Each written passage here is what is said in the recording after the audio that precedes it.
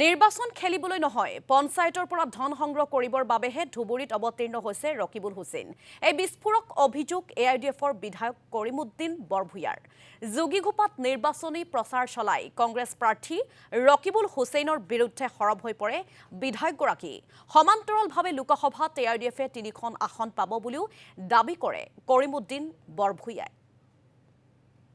যিমান পঞ্চায়তত অহা ইলেকশ্যনত এপি জেডপিচি পঞ্চায়ত মেম্বাৰ খেলিব বিচাৰে কংগ্ৰেছৰ পৰা তেওঁলোকে টিকেটৰ কাৰণে এতিয়া পইচা দিব লাগে। তো এই কাৰণে যিবিলাক কংগ্ৰেছৰ পঞ্চায়ত আছিলে, আঞ্চলিক পঞ্চায়ত আছিলে, জেডপিচি আছিলে, যিসকলৰ হাতত পইচা নাই তেওঁলোকে ক'লে যে আমি এই ই অপশ্যন ছিষ্টেমত আমি যাব নোৱাৰোঁ, পাৰ্টিচিপেটো কৰিব নোৱাৰোঁ, সেইকাৰণে আমি আৰু ৰাজনীতি কৰিবলৈ তাত নাযাওঁ। পইচা গাইবৰ বয়তে গোটেই কংগ্ৰেছৰ panchayat AP group level member ZP member চব আহি আমাৰ ইউডিএফত জইন কৰি আছে।